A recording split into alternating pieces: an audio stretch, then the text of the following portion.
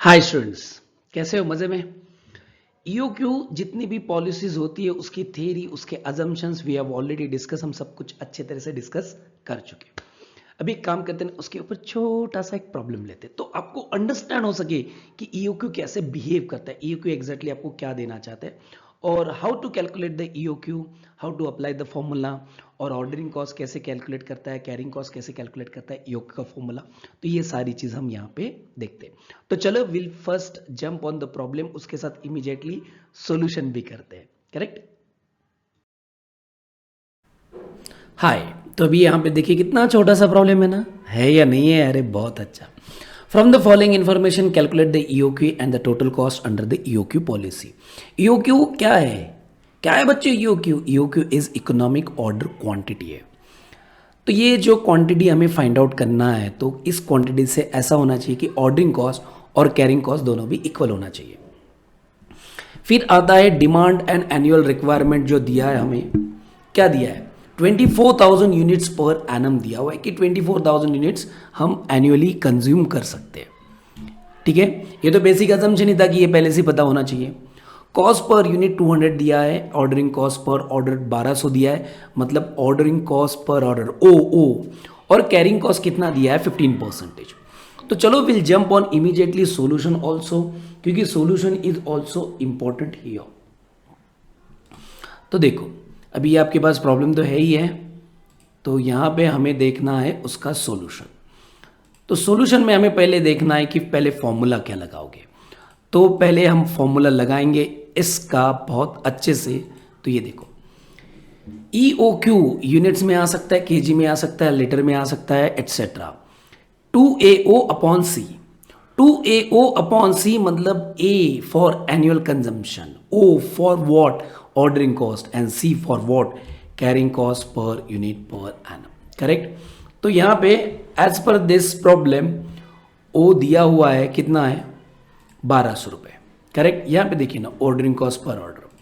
फिर as per the problem ए भी दिया है, सॉरी यहाँ पे पहले ए लिखना चाहिए था, annual consumption 24,000, so A.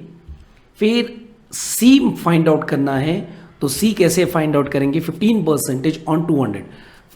Carrying cost always calculated on the cost of material. Carrying cost हमेशा और हमेशा कॉस्ट ऑफ मटेरियल पे ही कैलकुलेट किया जाता है। करेक्ट? क्यों? क्योंकि कैरिंग कॉस्ट का मतलब ही ये होता है कि एक पीरियड से दूसरे पीरियड तक चीज़ों को कैरी करना है, तो उसके लिए रखने के लिए सामान, उसका इन्वेस्टमेंट, एवरीथिंग इज देयर। तो 15% ऑन 200 कितना आता है? 30 रुपीज़ पर यूनिट पर एनम। 30 रुपीज़ पर यूनिट पर एनम आने के बाद अभी ये फॉर्मूले में हम डाल सकते हैं। करेक्ट? तो फॉर्मूले में ये फिगर डालोगे तो आपको क्या मिलेगा? तो ये ऐसा फिगर मिलेगा। उसके पहले 1 मिनट, तो यहाँ पे देखिए ऐसा फिगर मिलता है। तो ईओक्यू 2 इंटू 2400, देखिए ए इंटू 1200 रुपये and C is equal to 30।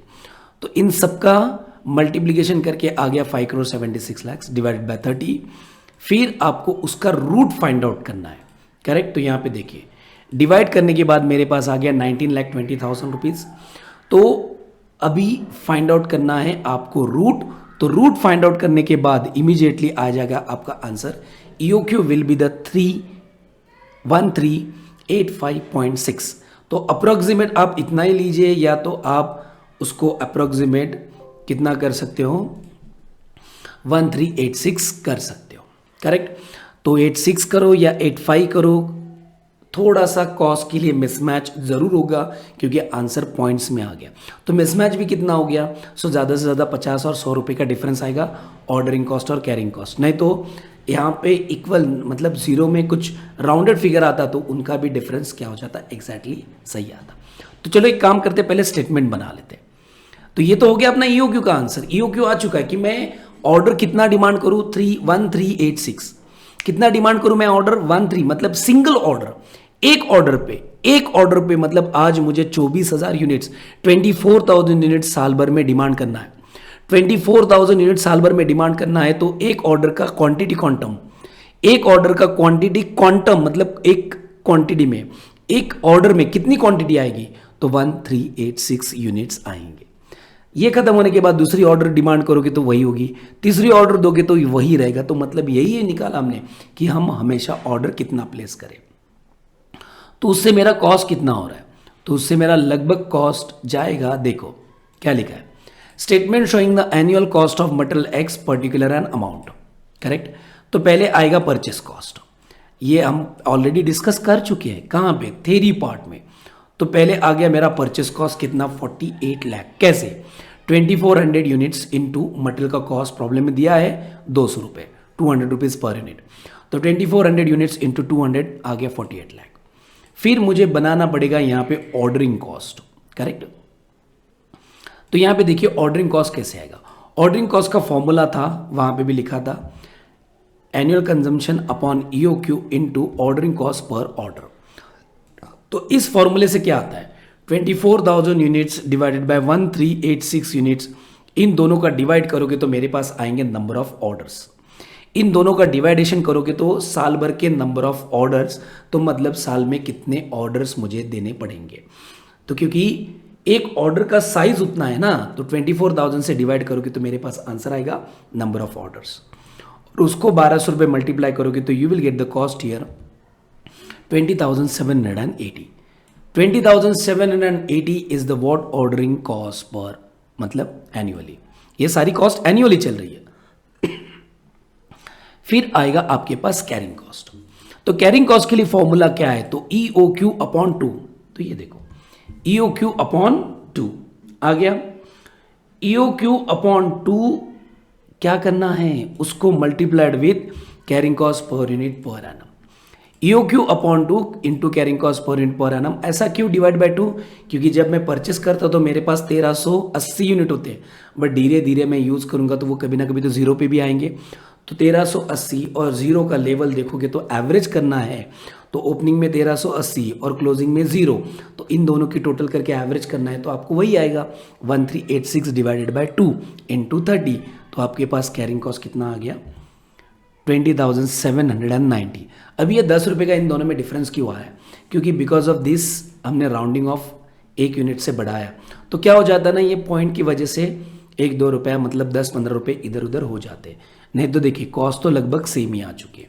अभी फाइनली इन तीनों की टोटल आप जोड़ दोगे तो ये आ जाएगा total cost under the EOQ policy.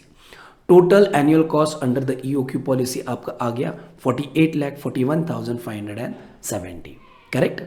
तो ये आ गया था अपना annual cost statement under the EOQ policy. क्या बच्चों, कैसा लगा प्रॉब्लम? ये सिर्फ EOQ का था, और भी लेवल्स के फॉर्मूले सब फॉर्मूले साथ में आएंगे। तो पहले 2-3 बार हम EOQ के प्रॉब्लम सॉल्व कर लेते, फिर बाद में EOQ प्लस लेवल की भी सॉल्व कर लेते, because of the EOQ is also called as what, reorder quantity, correct. फिर उसके बाद will jump on the next concept, inventory turnover ratio, but वो बहुत लंबी है। बट यहां तक के लिए बच्चों प्रॉब्लम या कुछ भी आपको अच्छा लगता है, बुरा लगता है, डजेंट मैटर, बट आपको क्या करना है, मतलब डजेंट मैटर का मतलब मेरा ये था कि आपको बुरा लगता है या अच्छा लगता है, बट कमेंट्स डालना मत भूलना आपको, क्योंकि वही कमेंट्स हमारे लिए बहुत वैल्यूएबल है, करेक्ट। तो please like, share and subscribe करना मत भूलना। तब तक के लिए बच्चों थैंक यू। अगले वीडियो में EOQ का अगला प्रॉब्लम लेके आते हैं, तब तक के लिए थैंक यू।